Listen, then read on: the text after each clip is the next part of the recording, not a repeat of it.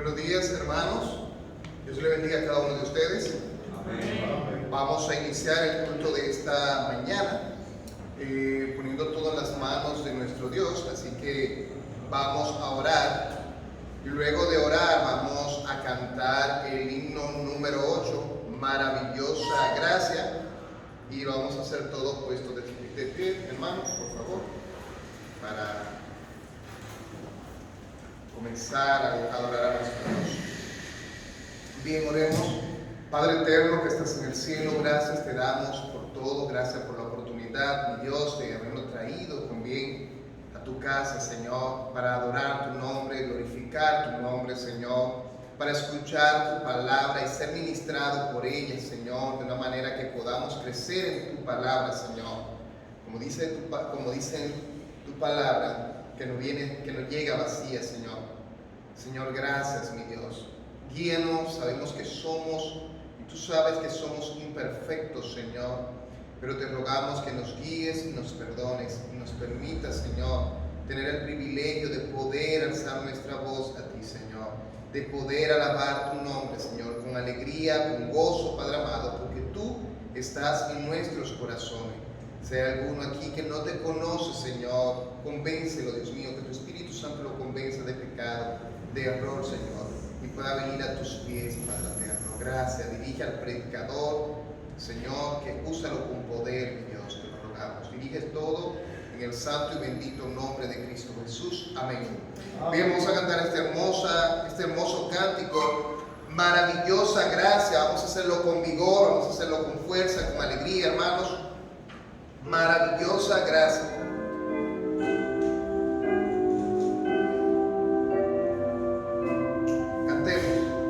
Gracias.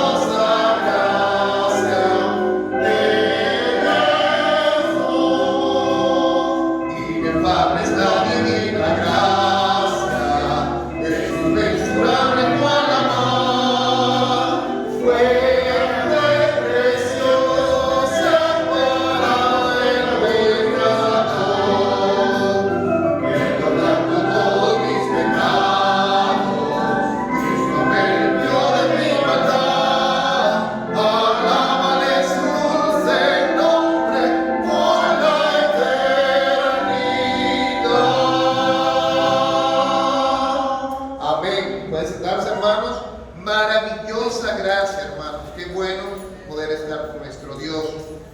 Gracias que nosotros no merecemos, hermanos, no merecemos todo lo que hizo el Señor por nosotros al enviar a su Hijo Jesús a morir en la cruz del Calvario por nuestros pecados.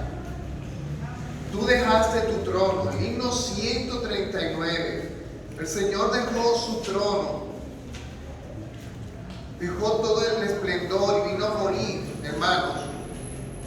Vino a nacer, en un pesebre y a morir en una cruz, una de las muertes más horribles que podían haber. Así que tú dejaste tu trono. Himno 139. Con admiración, hermanos. Tú dejaste tu trono en corona por mí, al venir a Belén a nacer. Mas a ti no fue dada el entrar al mesón, y el pesebre te hicieron nacer. Alabanza celeste los ángeles dan, del que rinde el buen color. Más humilde viniste a la tierra, Señor, a dar vida al más vil pecador. Siempre puede las hojas sus cuevas tener, y las aves sus nidos también. Mas el Hijo del Hombre no tuvo lugar en el cual reclinara su sien. Tú viniste, Señor, con tu gran bendición para dar libertad y salud. Mas como el precio te hicieron morir, aunque vieron tu amor y virtud. Alabanza sublime los cielos darán cuando venga glorioso de allí, y tu voz en las nubes dirá: ven a mí, que hay lugar para mí. Amén, hermanos. Él dejó su trono majestuoso para venir a morir en la cruz del Calvario. Nació en un pesebre, hermanos. Muchas personas simplemente están celebrando muchas cosas, menos la Navidad. De verdad que no están celebrando el nacimiento de Cristo Jesús. Porque si en verdad celebraran el nacimiento de Cristo Jesús, les puedo asegurar que ellos mismos ellos iban a arrepentir y iban a entregar su corazón al Señor. Porque saber que Cristo, siendo Dios, se hace hombre y viene a morir de la forma más terrible, hermano. No solamente morir, sino nacer en un pesebre, cerca de animales, hermanos. Pero Él todo lo hizo por nosotros, para que nosotros pudiéramos ser salvos, hermanos. Así que en verdad vamos a celebrar el nacimiento de Cristo Jesús y a recordarlo, a tenerlo en nuestro corazón. Jesús es el Mesías, hermanos. Vamos a cantar este himno: Jesús es el Mesías.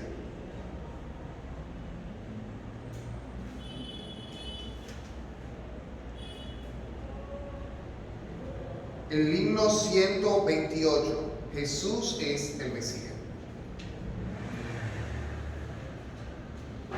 Con dulzura, hermanos, pero con potencia.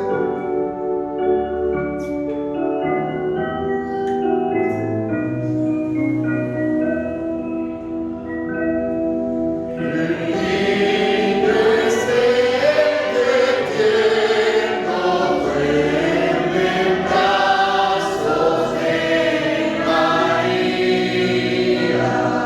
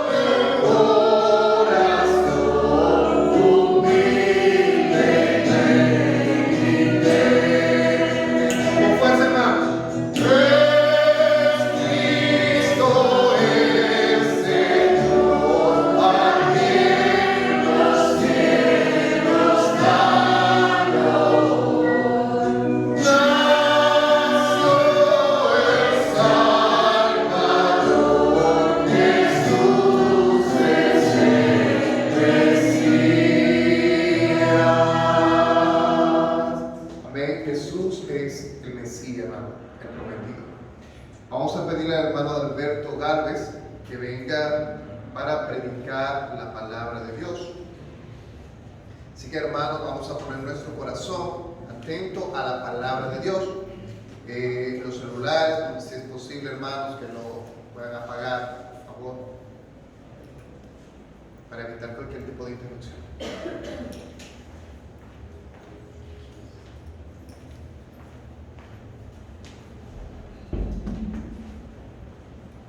Buenos días, mis hermanos.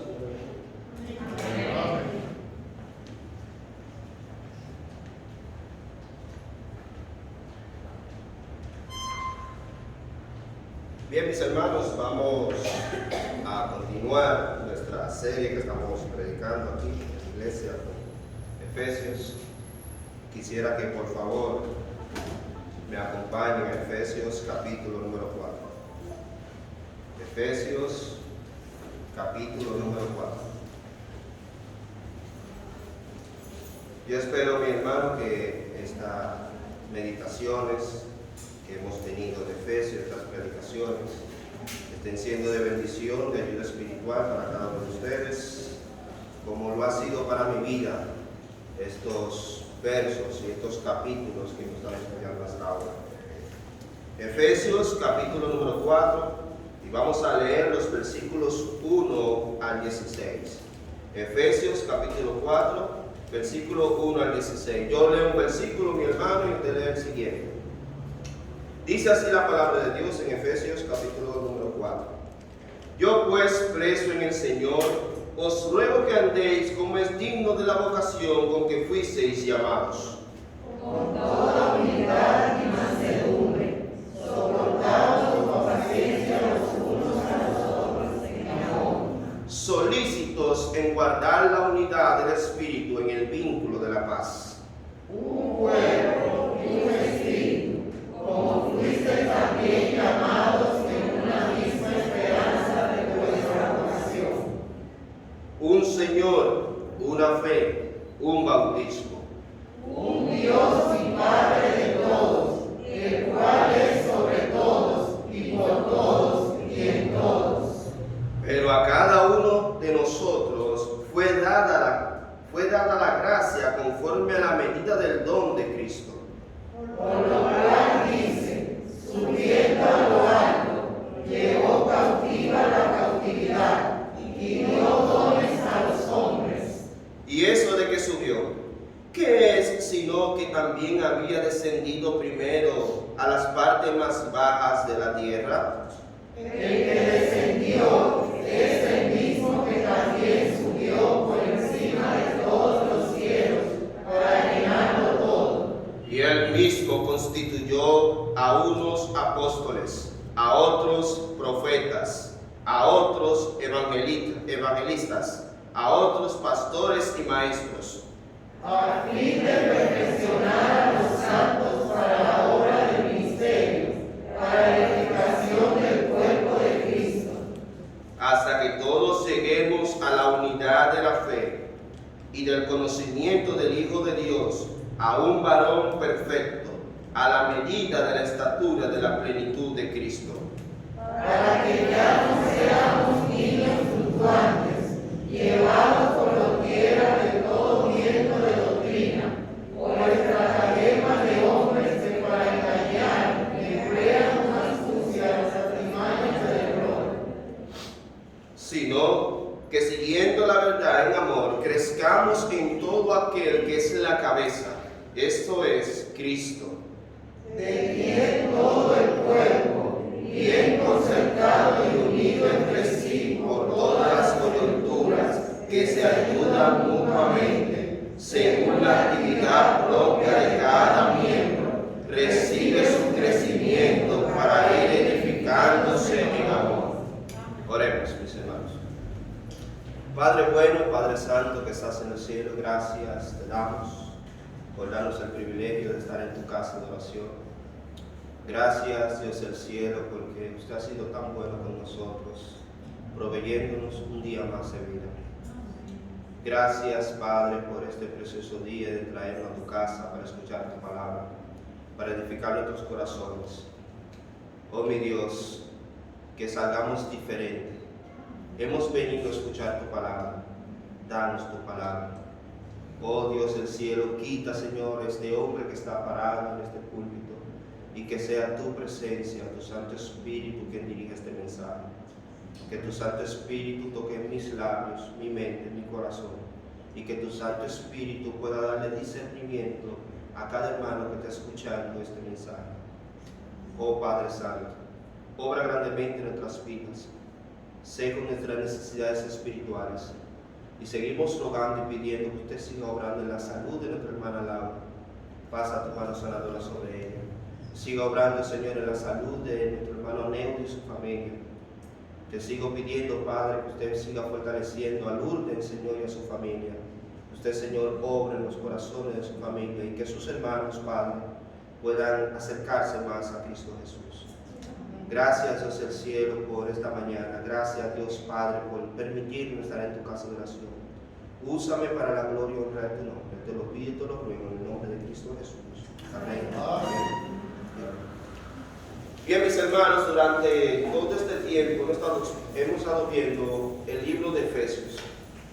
Y lo que me encanta de este libro es que es fácil, por así decirlo, de distinguir o de seguir. Y vemos que en los primeros 3 capítulos el libro de Efesios se encarga de enseñarle a la iglesia las doctrinas.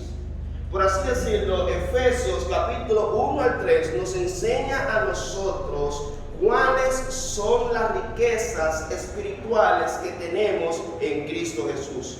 ¿Recuerdan ese versículo número 3, creo que es del capítulo número 1? Cuando Pablo comienza a exclamar: bendito sea el Dios y Padre de nuestro Señor Jesucristo, que nos bendijo con toda bendición espiritual en los lugares celestiales en Cristo.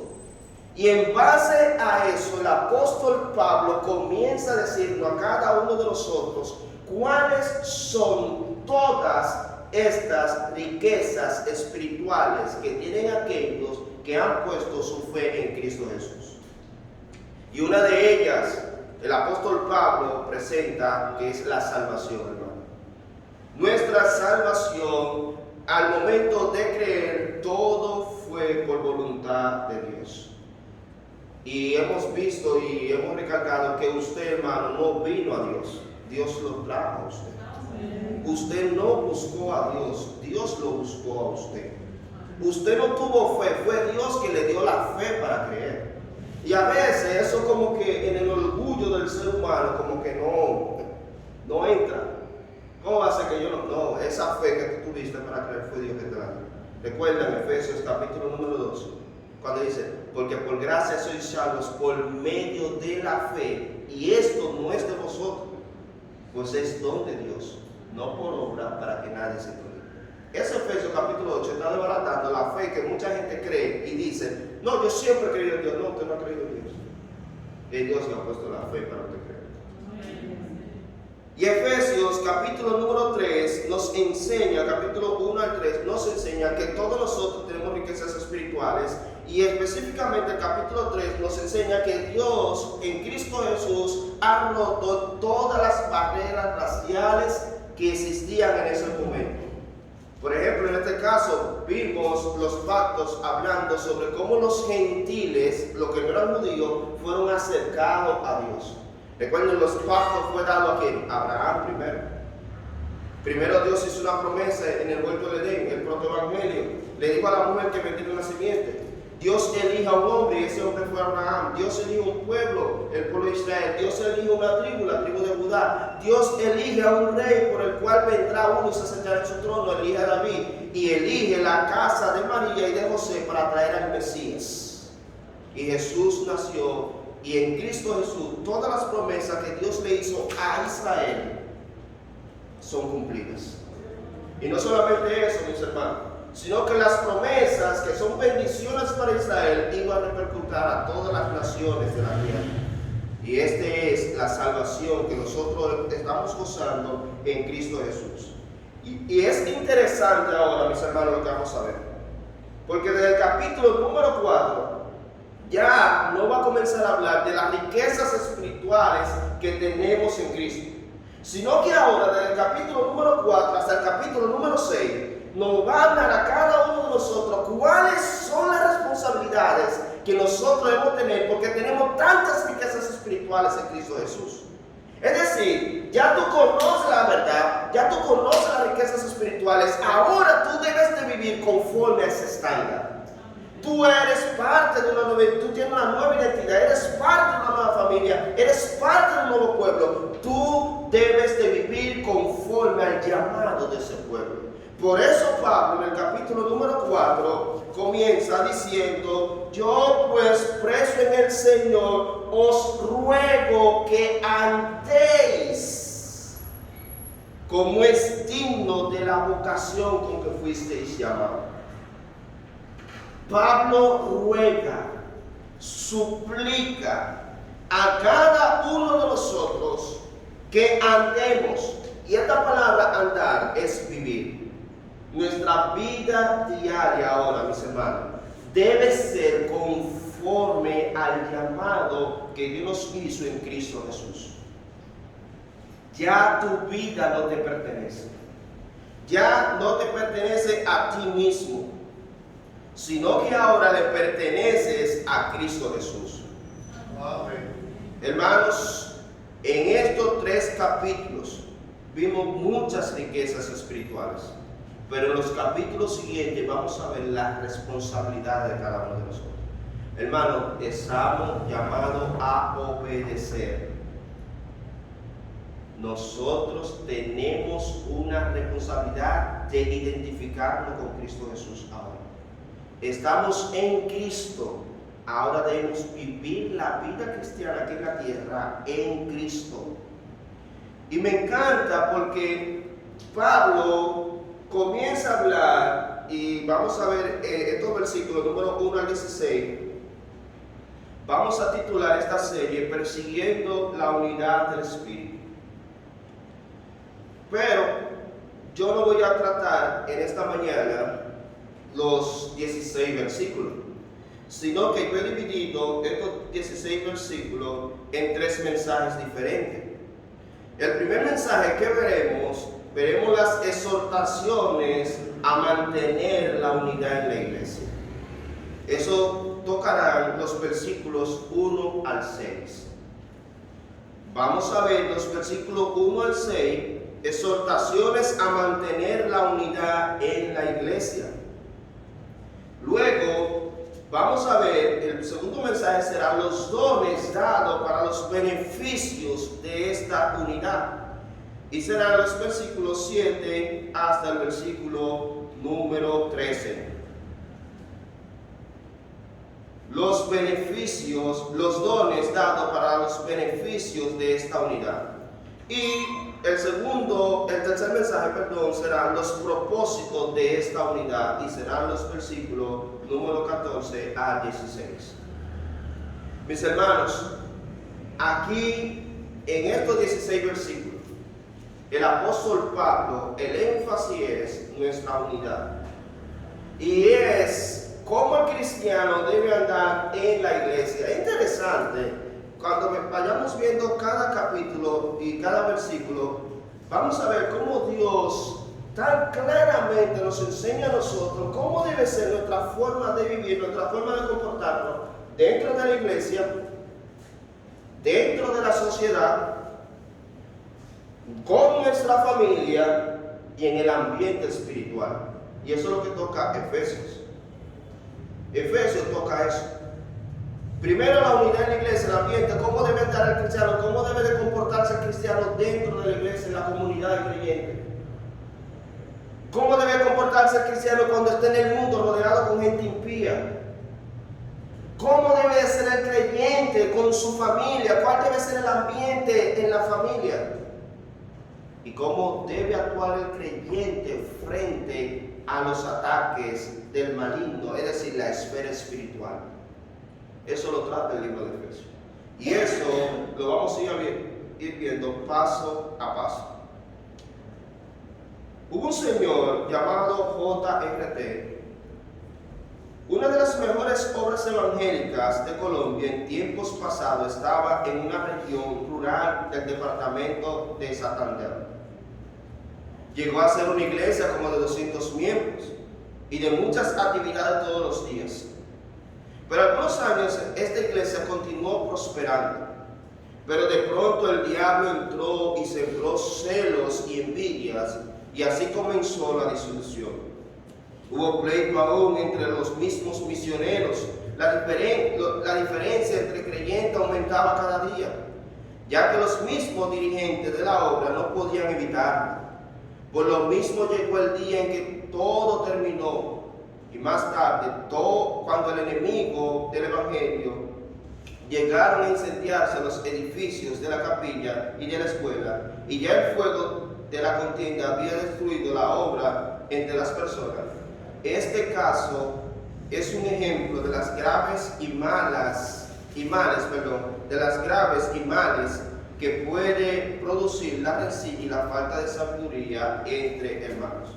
Esto lo escribió un señor, parece ser, narrando lo que estaba sucediendo en una iglesia.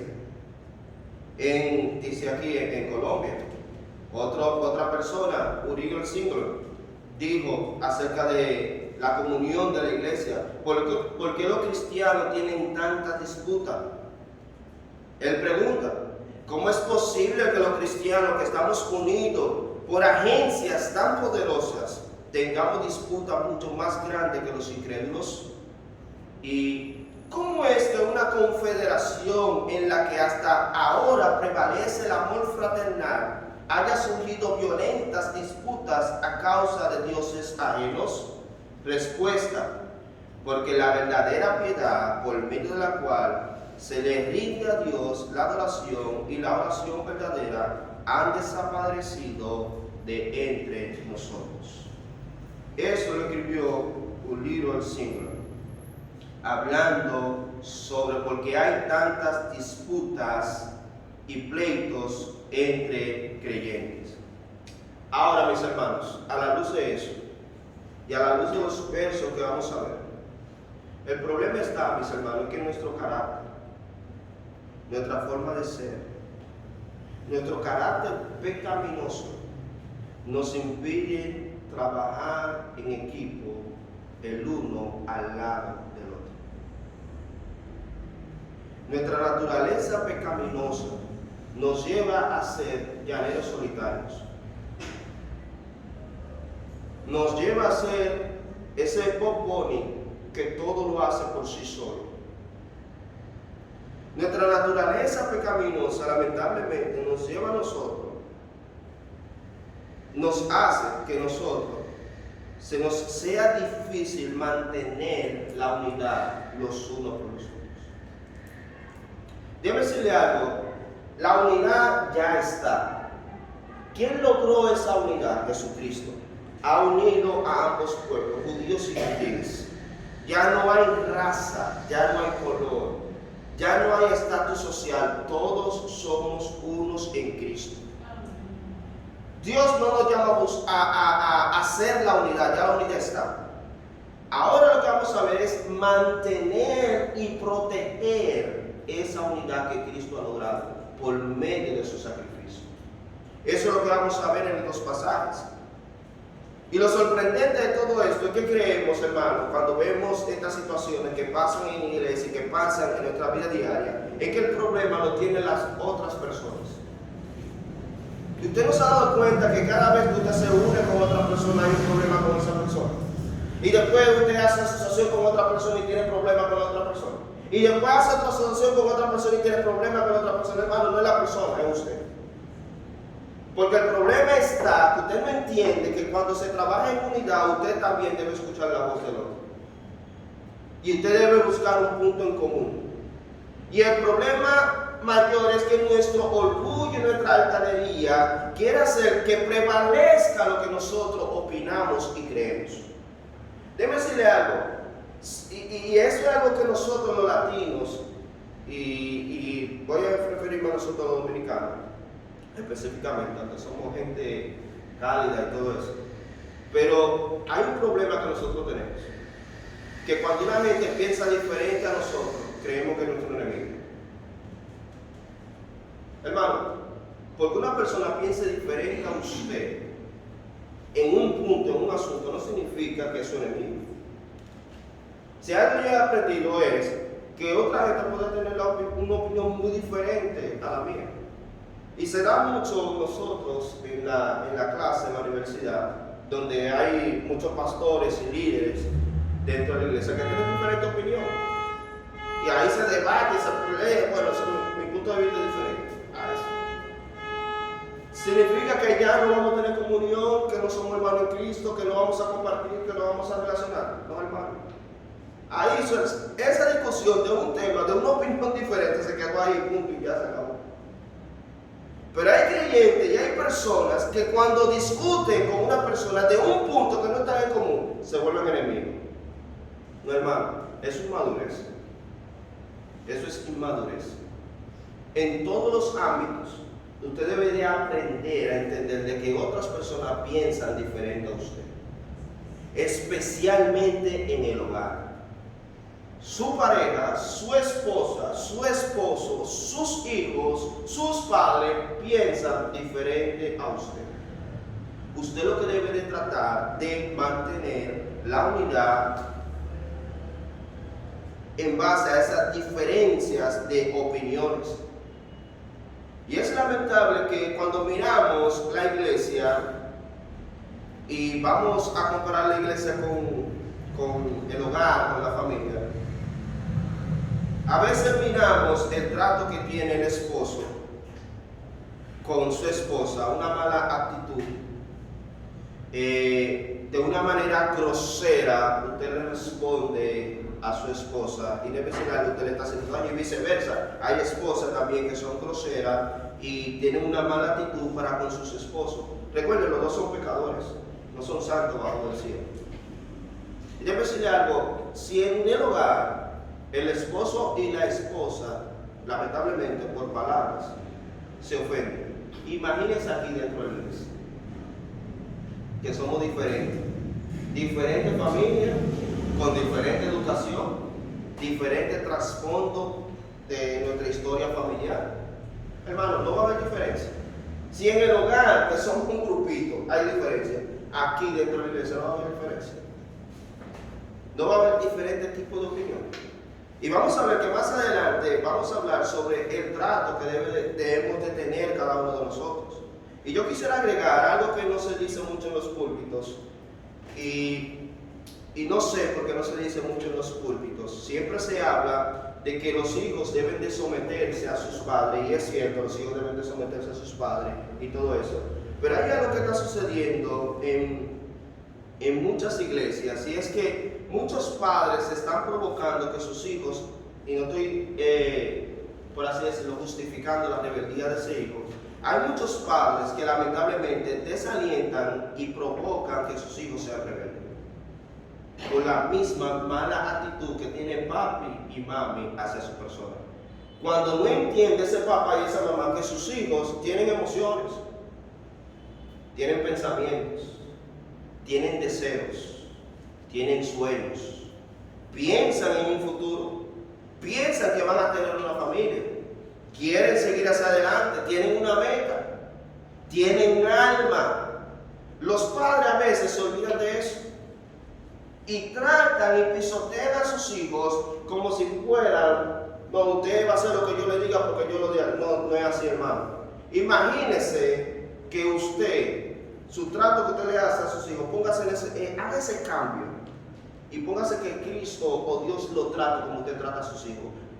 Pídele a Dios en oración: Señor, trátame como yo trato a mis hijos y háblame como yo le hablo a mis hijos. Ora de esa manera. A veces tú te mantienes orando así, porque tú sabes en tu corazón que tú eres un verdugo y tú eres una verduga con tus hijos. Tú no lo dejas ni hablar, ni opinar, ni decir nada. Eso no se dice en los púlpitos. ¿Y por qué los hijos se están yendo de la iglesia y los hijos se están yendo de los hogares que crecieron en la iglesia? Porque papá y mamá fueron cristianos aquí en la iglesia y se les reforzó aquí en la iglesia simplemente no somete a tu padre, cuando no se le dio un mensaje a los padres que lo estaban haciendo mal también. Hay padres que lo están haciendo mal. No solamente son los hijos, también hay papá y mamá que lo están haciendo mal. Que creen que lo están haciendo bien. Porque están criando a sus hijos como lo criaron a ellos. Pero tú debes de criar a tus hijos como dice la Biblia, no como te criaron a ti. Tu papá y tu mamá hicieron lo que pudieron y no tenían la Biblia. Pero usted tiene la Biblia, hermano. No es igual. No, que se fue de la iglesia un rebelde. Usted tuvo la culpa. Y me perdonen, hermano, pero eso está dando la iglesia. Y poco se oye en el púlpito llamándole la atención a los papás sobre eso. Diciéndole que son unos verdugos y que son los que están provocando. Ustedes ven a esos muchachos que son tímidos, que no pueden hablar, que son como así. Le digo por qué son así. Porque su papá y su mamá viven hablándole mal. Y ellos entienden que todo lo que ellos hacen lo hacen mal. Y por eso ellos no tienen como esa, no se arriesgan, no tienen esa capacidad de tomar la iniciativa de hacer las cosas. Psicológicamente ese muchacho está bloqueado. O esa muchacha está bloqueada. Y por eso usted lo ve como, no hermano, no estoy diciendo que criemos peluche, pero que criemos en amor. Una de las cosas que habla aquí el apóstol Pablo, la unidad, hablando de la unidad, es el amor. Hermano, si no hay amor, como dice el apóstol Pablo en Corintios capítulo 13, si yo hago esto, si hago lo otro, si no tengo amor, esto no sirve. Y yo estoy diciendo esto porque la Biblia lo dice, hermano. Usted sabe que Colosenses y Efesios hablan de que el padre no debe provocar a ira a sus hijos. Efesios capítulo 6, versículo 4. Y Colosenses capítulo 3 versículo 21 dice que el padre no desaliente a sus hijos. Usted sabe que eso lo dice en la Biblia. Eso está ahí. Y lo interesante es que cuando dice honra a tu padre y a tu madre, se está refiriendo a los dos. Y cuando viene en el capítulo 6, y se dan los dos casos, en el capítulo 6 de Efesios, en el capítulo 3 de Colosenses, utiliza otra palabra para padre para referirse al papá, al patriarca del hogar. Le dice, papá, no provoques a ir a tus hijos. Papá, no desalientes a tus hijos. ¿Y por qué? Yo a veces me pongo a pensar, ¿por qué la Biblia le llama la atención en este caso al papá y no a la mamá? No quiere decir que hay madre, que la madre no pueda tomar eso, se puede aplicar. Pero el contexto es al papá. ¿Y por qué? Porque el papá, lamentablemente, y ese es el título que nos han dado a nosotros los hombres, que es cuando llega a la casa, va a esperar a tu papá para que te dé una pena. Y entonces los hijos ven al papá como el verdugo del hogar. Él es el que ejecuta el juicio. Si yo quiero amor, quiero apoyo, voy donde mami. Pero con papi hay juicio solamente. Y lamentablemente hay padres que se han buscado ese título porque son juiciosos con sus hijos. No abrazan a sus hijos, no besan a sus hijos, no comparten con sus hijos, no hablan con sus hijos y solamente hablan con ellos para insultar y darles su cosas. Hay padres que se han ganado ese título. Bueno, mis hermanos, pero ese no es el tema, es un avance de lo que vamos a ver cuando estamos hablando sobre la familia más adelante. Las únicas que se van a... el único mensaje que no van a ver es del esposo, el trato del esposo, porque ya yo lo prediqué. Ustedes lo pueden ver en YouTube, pero viene un mensaje por ahí cuando tenemos el capítulo número 5, capítulo número 6, el comportar de la esposa dentro del hogar, el comportar de ambos, los papá y mamá, y también el comportar de los hijos dentro del hogar. Eso lo vamos a ver más adelante. Pero quise decir eso, mis hermanos, porque eso mismo pasa en la iglesia. Nosotros debemos tratarnos y pisotearnos. Los líderes de la iglesia no deben hablarle mal a los creyentes o a los hermanos, porque ellos están en una posición de liderazgo. Como dice la Biblia a Pedro, hablando sobre los pastores y los líderes, hablando del rebaño, usted debe cuidar el rebaño y no con fuerza, porque ese rebaño no es tuyo. Usted es un encargado, usted es un empleado, usted no puede estar pisoteando y dándole cocotazo a los creyentes. Significa que entonces no podemos predicar sobre el pecado, eso es otra cosa, hermano. Estamos hablando de llegar a un extremo de pisotear la personalidad de ese creyente, de insultar y hacer lo que no vale absolutamente nada en el sentido como persona. Cuando sabemos que como persona, hermano, valemos como persona. como seres humanos que somos. Porque si no hubiésemos valido absolutamente nada, el Hijo de Dios no hubiese muerto por nosotros. Hemos sido comprados por precio. Y para Dios nuestras almas tienen valor. Yo no me estoy pidiendo que no hablemos contra el pecado. El problema está que hay liderazgo, hay un círculo de líderes que tratan a los hermanos como que vienen a pedir aquí a la iglesia, como que ellos están aquí en la iglesia, usted va a hacer lo que yo le diga, hermano, se me hace. Usted es un siervo de Dios, usted está ahí para servir a la iglesia. Y si usted no sabe servir a la iglesia, siéntase mejor y quédese sentado y no haga nada.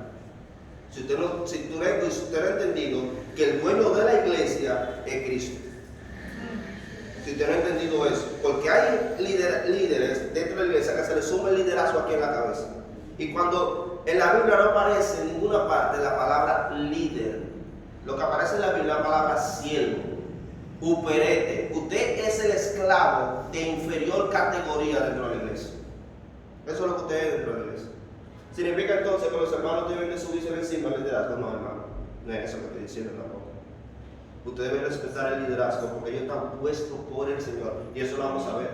Esos líderes que hay dentro de la iglesia y esas personas que se levantan dentro de la iglesia, es el Señor que lo ha puesto ahí para la edificación tuya y el crecimiento espiritual tuyo. Y tú debes de respetar ese. Como dice David, yo no puedo levantarme contra ese siervo de Dios. ¿Y qué estaba haciendo Saúl? Persiguiéndole para arrancarle la cabeza. ¿Cuántas veces David tuvo la oportunidad de matar a Saúl? Muchas veces. ¿Pero por qué él no lo hizo? Porque Dios lo había puesto como rey. No era a Saúl que Dios respetaba en sí.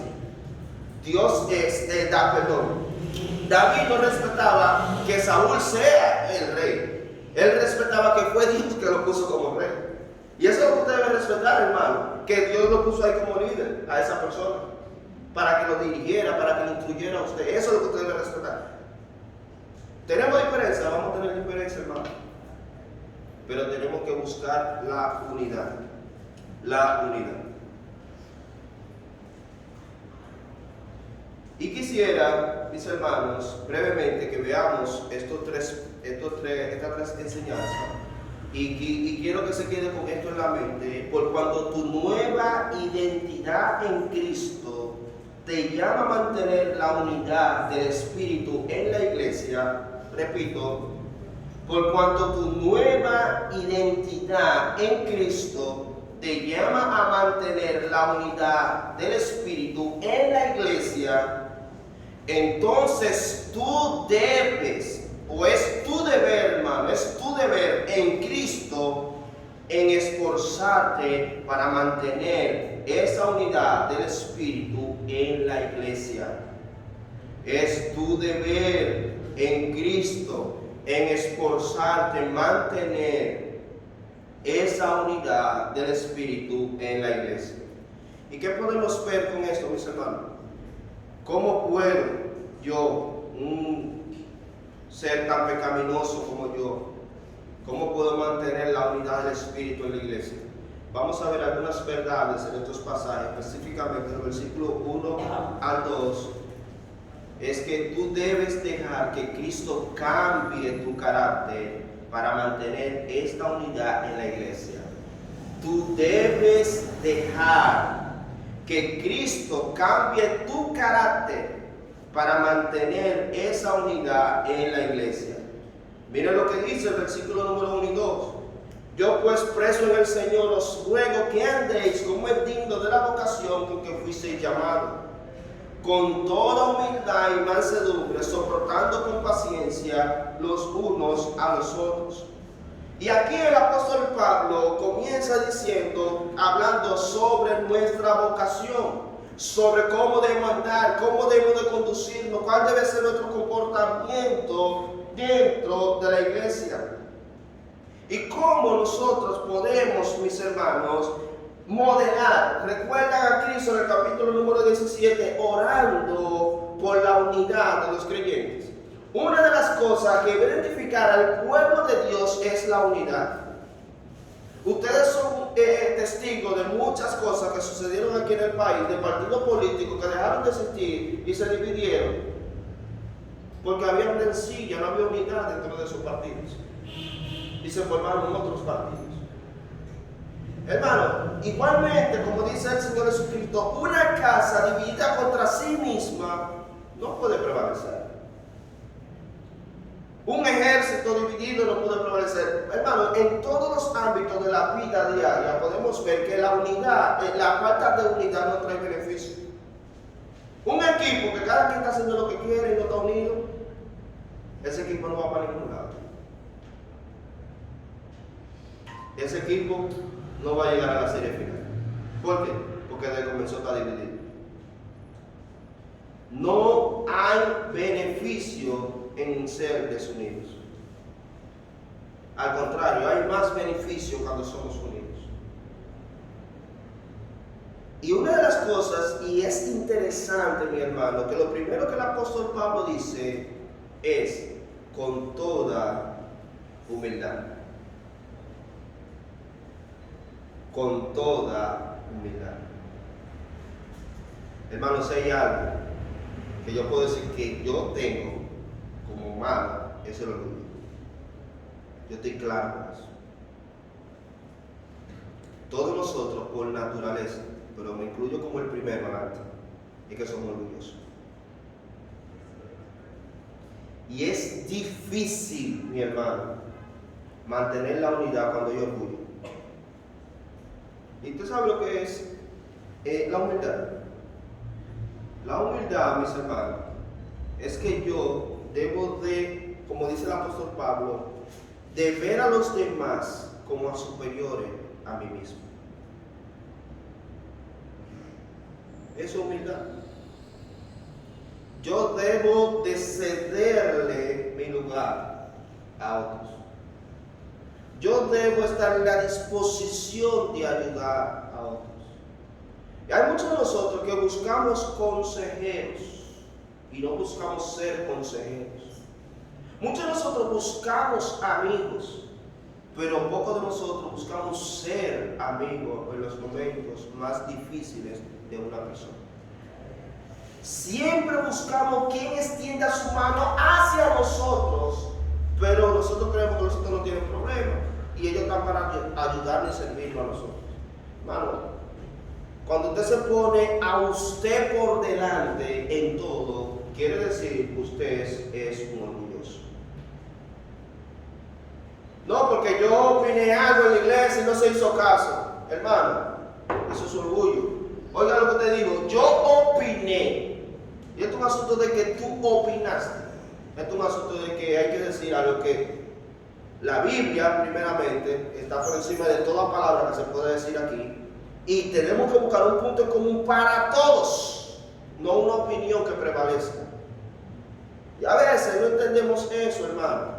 Y por eso a veces nosotros, por el orgullo que tenemos, criticamos a los líderes de la iglesia, criticamos al pastor de la iglesia, criticamos a las familias que hay dentro de la iglesia. Y el ministerio de nosotros es criticar, criticar, criticar y criticar. ¿Por qué? Porque no me tomo en cuenta para lo que yo digo. Hermano, deje de ser tan orgulloso. Usted no es seguidor de Cristo. La Biblia nos dice, aprended de mí que soy manso y humilde de corazón. ¿A qué salvador es que tú sigues? Porque lo único que yo conozco que está lleno de orgullo y de altanería en su corazón es el diablo. Y cuando usted es orgulloso, usted es un seguidor del diablo, no de Cristo. ¿Ven lo opuesto de todo, los polos opuestos? El diablo es orgulloso, Cristo es humilde. Y tú dices ser un seguidor de Cristo, pero te ofende porque ofendieron de que tú eres tú. En el hogar es eso que pasa también. Es mi opinión que tiene que prevalecer. No, tú vas a hacer lo que yo te diga. No, esto no es un asunto de que tú vas a hacer lo que yo te diga. Hermano, el ministerio más difícil es la familia. Ahí, hermano, que tenemos que estar raneando en el suelo, constantemente y vivir humillados. Porque no sé si los muñequitos que ponen el diablito de este lado y el angelito de este lado. El diablito diciendo, mira, te faltó, te faltó, te faltó. Y el angelito que está este lado está diciendo, cógelo con calma. Déjalo, pero tú no sabes lo que está pasando esa persona. Pero a veces le hacemos el angelito, lo tumbamos y dejamos que el diablito siga ahí. Y esa boca de nosotros hiriendo corazones, hiriendo sentimientos. Porque hermano, el orgulloso no llega a ningún lado. ¿Usted sabe por qué el orgulloso no llega a ningún lado? Porque no tiene la ayuda de Dios. Dios no ayuda a ningún orgulloso. ¿Por qué? Porque el orgulloso dice, yo puedo. Yo puedo. Yo puedo. Entonces, cuando tú te caigas en el suelo y digas, yo no puedo, y tú comienzas a clavar, entonces ahí Dios interviene. Por eso Santiago dice que Dios resiste a los soberbios y da gracia a los humildes. Para mantener la unidad, debemos de aprender, hermano, en la iglesia a ser humilde. Poner a los otros en primer lugar. No se ofenda, mi hermano en Cristo, cuando un líder amorosamente, cariñosamente, sirviéndole a usted, lo sienta aquí delante. Y usted no, que yo no veo, hermano, siéntese donde le están diciendo. No, porque yo no veo la pantalla. 20 años en la iglesia y tú no te sabes los signos que se cantan aquí. Hay hermanos que ven la pantalla apagada y tienen años que en la iglesia están esperando que la pantalla prenda para yo comenzar a cantar. Hermano, yo no tengo que esperar que prenda la pantalla. Yo me sé los signos.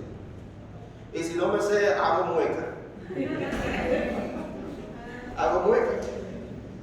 Pero tantos años en la iglesia, mire, sería algo a las personas que yo más soporto y la aguanto a un nuevo creyente. Pero aún una persona que tiene 3, 5 años en la iglesia, yo no lo aguanto nada. Si le tengo que echar su boche, se lo echo. Le digo por qué. Porque un nuevo creyente, un bebé, él no sabe. No sabe cómo comportarse, no sabe cómo hacer las cosas. Él está aprendiendo. Pero usted, que ya debe ser maduro, hay que darle su cocotazo para que aprenda. Porque usted no aprende ya, se le dio enseñanza, usted no quiso aprender, usted aprende a la mala. A veces cuando mi mamá nos estaba enseñando a leer y a escribir, cuando yo veía que le daba la galleta a mi hermana, yo decía, bueno, la tengo que decir bien, ya yo sé que te la porque hay gente que aprende con cosas. Hay otros que aprenden normal. Yo cuando veía eso, yo siempre era el último, porque yo siempre veía los errores que cometían los otros. Ok, ya yo sé que no lo tengo que hacer así. La humildad, mis hermanos, es lo que nos ayuda, ese carácter de orgullo, debemos de echarlo a un lado y comenzar a ser humildes. Lo otro que menciona el apóstol Pablo para hablar de nuestro carácter es la mansedumbre. La mansedumbre. Y se ha hablado y se ha dicho que la mansedumbre es poder bajo control. Y es difícil una persona ser mansa si no es humilde. Debe primero ser humilde para ser una persona mansa. Y cuando hablo de mansa, no estoy diciendo que es una persona tonta o como decimos algunos de nosotros, mensa. Una persona mansa es aquella persona que sus emociones la tiene bajo control. Ustedes han oído que una persona, wow, qué carácter más fuerte, porque le habla duro a fulano de tal y explota y esa cosa. Eso no es un carácter fuerte, es un carácter débil. Una persona con carácter fuerte es que ve que todo el mundo se está cayendo, está peleando y mantiene todo bajo control. No pierde la compostura. Eso es una persona mansa. Todo lo tiene bajo control. No actúa conforme a las presiones que vienen hacia afuera. No se deja mover. Hay un proverbio que habla sobre la ira, diciendo que aquellos que se airan son como aquellas ciudades que no tienen muro. Hermano, el que se aira fácilmente comete mucha locura. Por eso, en la iglesia, hermano, donde hay tanta gente que nos pueden sacar de casilla, debemos aprender a ser mansos. Donde hay gente que nos van a provocar, debemos aprender a ser mansos. Donde hay gente que posiblemente nos hable mal, debemos aprender a ser mansos. Tener todo bajo control de nuestras emociones. Muchos cristianos se ofenden los unos a los otros. Es porque no son mansos. Se ofenden fácilmente.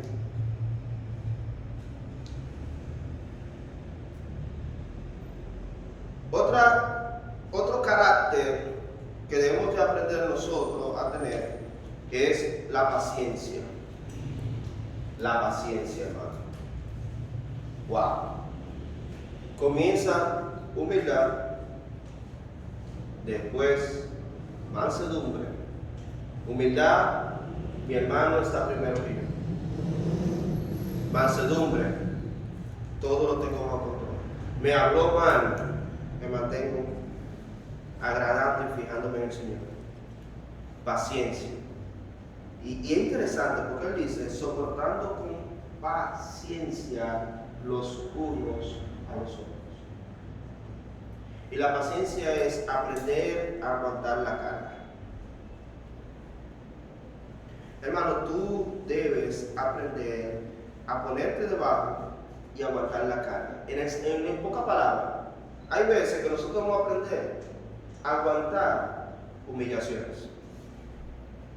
Hay veces que nosotros vamos a aprender a aguantar que nos defrauden a nosotros, nos queden mal. Todo eso se da también en la iglesia. Hermanos que nos defraudan, nos fallan, pecan una y otra vez contra nosotros.